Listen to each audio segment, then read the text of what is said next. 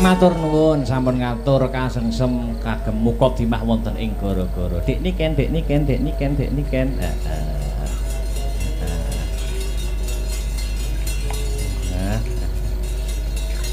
Nembang ya, Nduk ya. Ya. Apa ye? Nembang apa ye? Apa ye? Sembarang. Apa? Sing musik lho. Sing musik. Apa ya?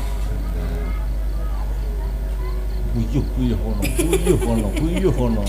Sing mirsani lho Mas ibu-ibuke cek kathah lho. Oh nggih niku wah tirakate jos daya kok. Nggih. Napa, Bu? Nemu apa nemen kok kabeh disebutne. Engko tuku kaset e, Bu nggih. Napa? Ayo ngadeg-ngadeg wae ngadeg. Hah? Mas Pri. Niki sing mirsani streaming nggih kuwatah lho Mas Tasian. Napa nggih? Ada 6.000. Waduh. Masih banyak. Iya, masih 6.000. banyak. Gek do geger kabeh. Gegere perkara apa? Mbah perkara apa? Apa nembang apa? Monggo sing enek engkik-engkike ae. Waduh, engkik. Aku udah lama ndak diengkik-engkik. Gak aku ngono kuwi ya. Ndak, ini lo udah lama ndak pargoi. Oke no, dipargoikan no. Apa wis monggo Apa tak ya? kersa. Cundamani aja wis. Oke. Wirang aja wis. Hah? Wirang. Wirang. Kok nyaprut iki nyapa kok iso nyaprut ngono. Orang kula bae. Ya wis separo kuwi bae nek. Ya Sundamani aja. Ini lagu spesial buat Dargombes. Dargombes iso Dargombes. Akeh men jenenge kok iso. Ya utune. Bakul kok. Dargombes sing Dena Salam. Tekek biyen. Yo. Tekek. Elek mencah aja ora keren. Sopo sing jenenge tekeke? Ndak aja mbok rungokne omongan cah-cah. Elek, siap. Yuk Cundamani Mas Tri. Bes. Oke, terima kasih ya Mas. Sama iki jenenge Mas apa? Mas Tris. Iya, Mas Tris. Mas Tris terima kasih ya. Kuwi mau kayak mateni aku Mas. Nadamu kedur dikongkon bes duduk dong bes. Endi? Emang? Wow. Cepat blangkone. Ben mulai ra nggawa gulu. Satu kali lagi apa yuk? Apa? Apa? Sembarang. Sudah lah. Ki arep buyar jam pira ya, Mas? Jam 3. Jam 3. Oh, gampang ceritanya digedong ngono tok wis. Oke. Apa ini? Apa ya? Nyanyi dewe apa duet? Duet sama Mas Victor. Mas Maji niki lho, sing gampang niku. Apa kae? Hah? Sama Eko.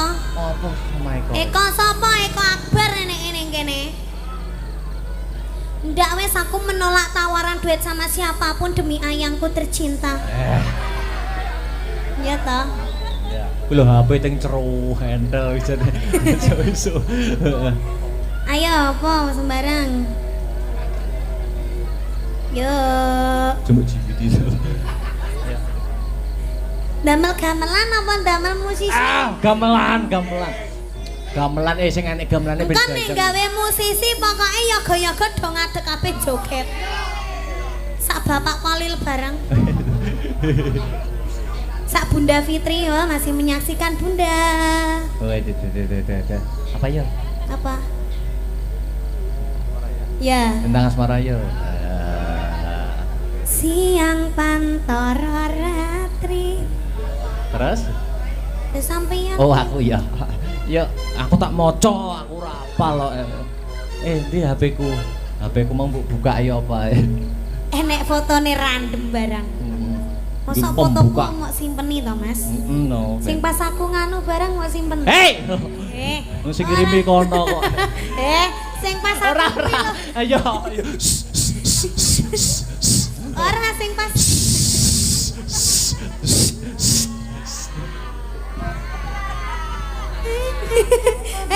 Polamu masalah sapa sing marahi ngono kuwi? Sampeyan. Iya. Ora sing pas aku. Ora kan patok seperti kepetek yo nembang yo. Bel. Apa tek buka no. Usah. Padahal aku ya ora tau ngirim apa. Asa meneng kepetek.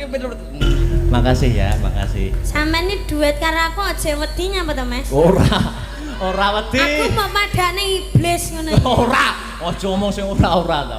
Wong duet iki kudune harus saling menatap, saling memandang lho. Aku capek. Ora. Ada dia.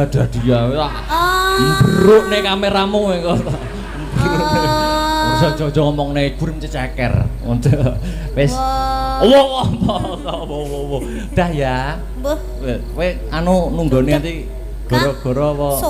Sotah piye? Kok terok-terok aku. Pun nggih, terima kasih. Lanjut nih. Selindro. Moga-moga di HUT SMA Negeri 1 Nganjuk ke 43 iso kencan rasane, kencan jiwane, kencan batine.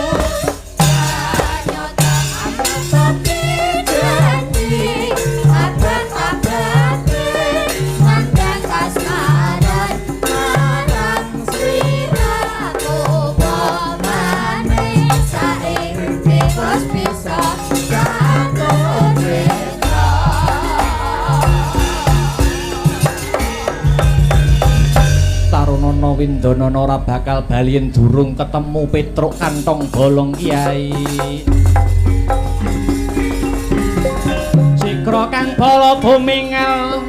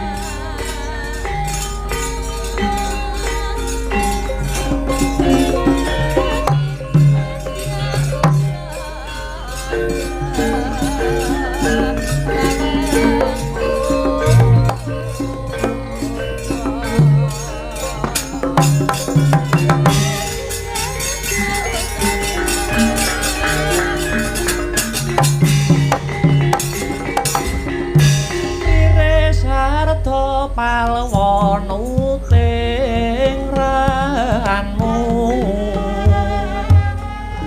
darase karsani lan ingkayo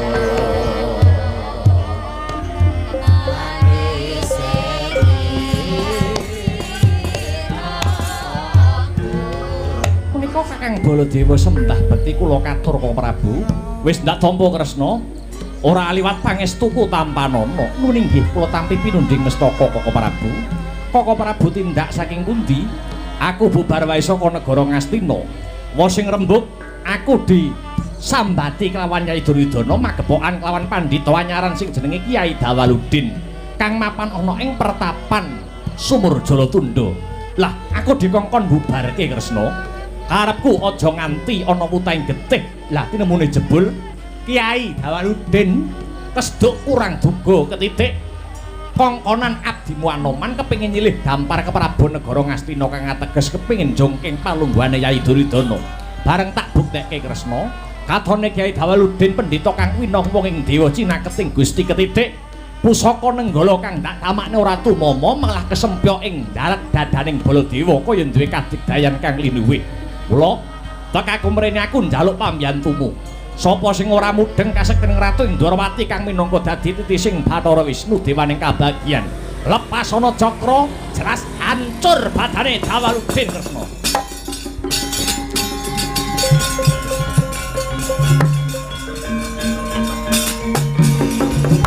Bumi gunting langit kelap-kelap katon. Lering janging risang maweh gandrung. Sabarang Abdul Wukir moyak mayik ing pusaka cakra sanes jodhonipun nadyanto dipun tamakaken sedina ping 17 paribasane mboten bakal tumama wonten badaning Kyai Dawaludin. Lah karepmu kula aturi sumene sawetawis.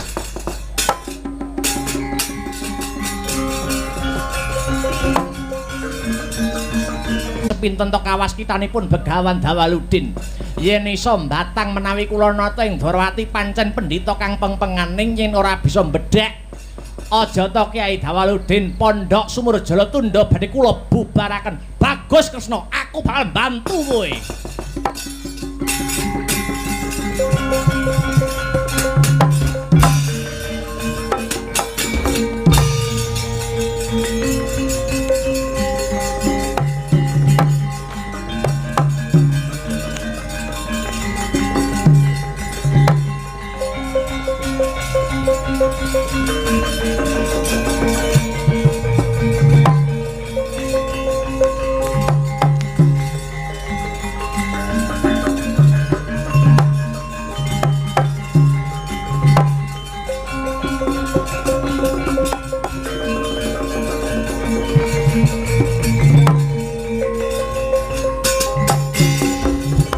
Merahina semubang iwang aruna kadinetrane nganggo rapuk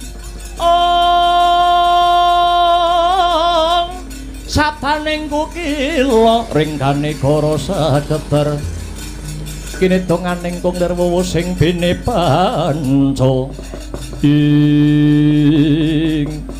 iki Janaka nuwuning Sang Panembahan salah setunggiling punakawan kula ingkang nami Petruk. Petruk ilang nuwuning lakar kasinggihan. Sumeneo sawetara ning pawon mengko bakal entuk padhang kowe Janaka.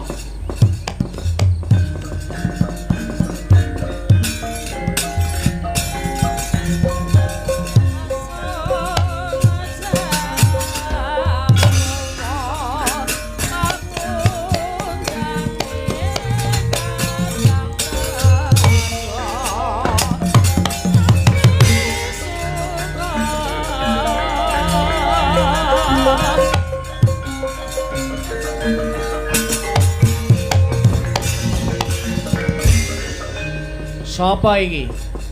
Sapa kowe iki sanak? Nambah dhateng kula pun Begawan Cekok Taruna. Cekok Taruna nggih, cekok niku jamu, taruna niku cah nom. Jamu kula niku nggih cah nom-nom niku. Wah. Kowe arep rene kula badhe meguru dhateng Sumur Jalatunda.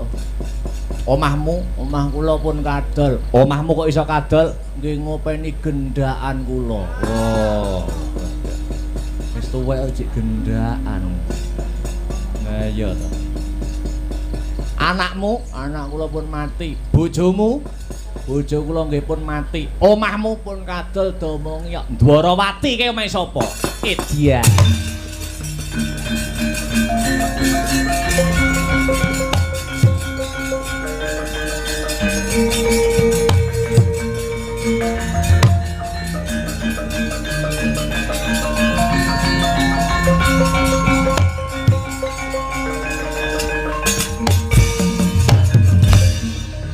Ya ampun Janaka.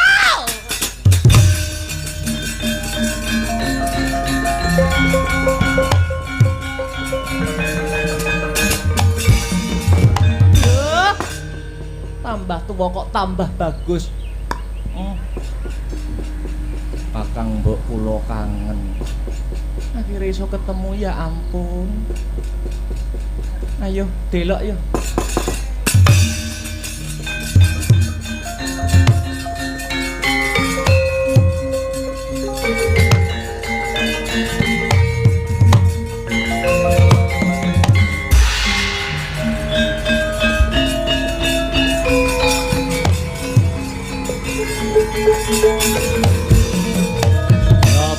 Larata saking Gotha Sagara kula yen atanamutosa Sang Sri ing Pancen cinaketing dewane. ya aku bakal golek Sraya golek jago nggo ngalahke kowe Dawaludin.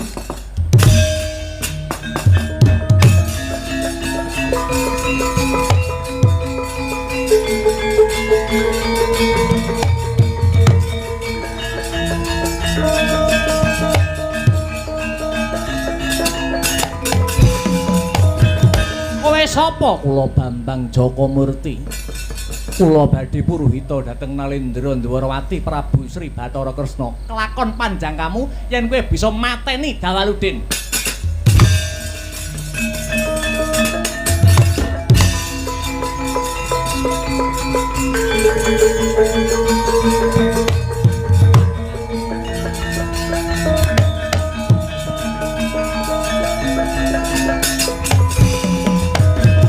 Petruk wis paripurna anggonmu dandane moral kang sarta akhlake para kawuling Ngastina. Kowe wis wancine bali dadi punakawan ngancani para Pandhawa momong para Pandhawa ing satriya tanah Jawa.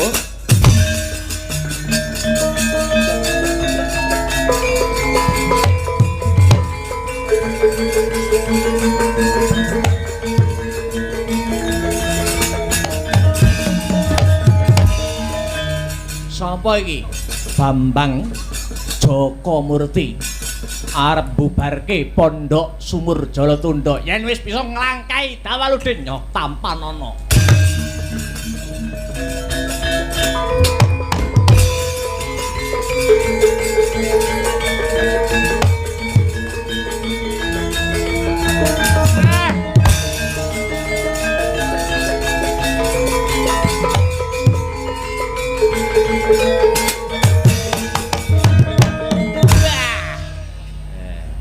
Petruk sing dadi kiai. Nggih, Mo. Kula diajar bocah bagus nika sinten? Kowe pengen roh kae sejatine sapa? Nggih, tak bisiki.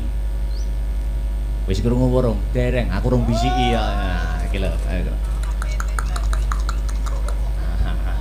Wis roh? Nggih, budhal.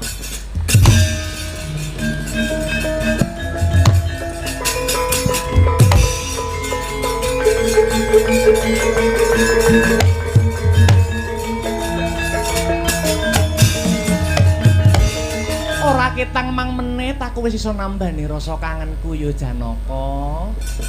Nuwun inggih Kakang, mbok sewang-sewangan laku ya Dimas wis iso nambani rasa kangenku ngaturke panuwun. Kabeh pengapesane para Kurawa wis tak buka. Engko besok sangumu ning perang Bratayuda Jaya Binangun Dimas.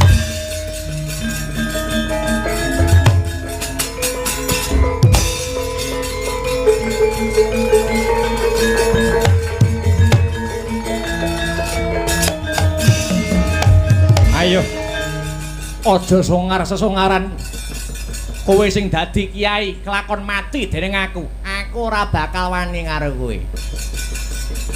Aku ora bakal wani karo bocah wedok. Nggo apa maneni cah wedok? Lho, aku ki lanang, kowe ki wedok. Lanang, wedok, aku kuwi lanang. Ayo. Arep ngaku lanang lho iki lho. Ayo berubah ora? Badar sejaring wujud ora? Iki nek ora mlebu ki jariku lho.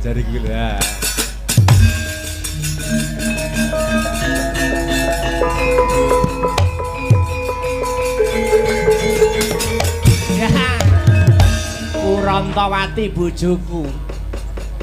Ya ampun, Kang Mas panjenengane jane ning endi ae? Aku Badar dadi wujud satriya bagus mung goleki aku lagi. Netepi lajering kautaman yo ki ndandani moraling para kawula dase kang mapan ana negara Ngastina Gandeng. Pakaryan kuwi wis rampung, ayo bali. Muga-muga pakaryan iki dadi aku minangka dadi kiai. Ana ing besuke negara Ngastina bakal suda watak angkara murka.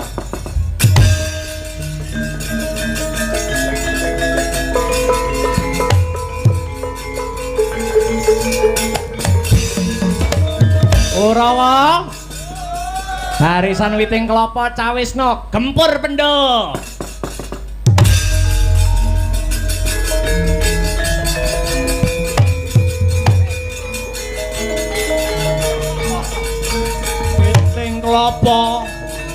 Witing kelapa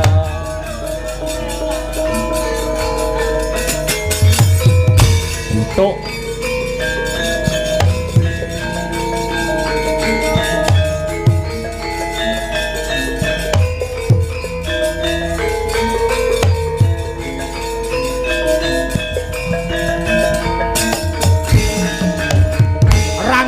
Baluwarti.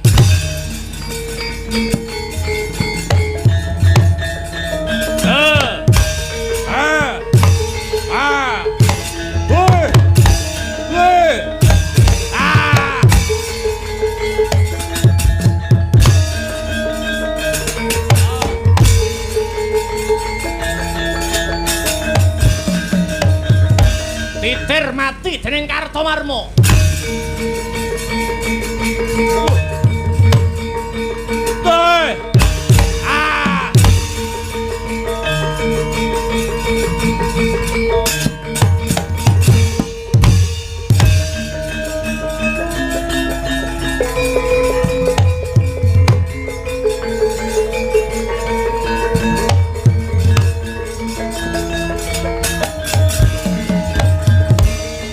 Sing ruwet wis udar, sing peteng wis padang. Nggih mboten witing klapane ruwet kok. Ora padang dadine. Nggih sing baku memuji wonten ing HUT Ambalwarsa SMA Negeri 1 Nganjuk menika sageta barokah berkah prestasi muridipun selangkah lebih maju kuncara hanjayeng bawon.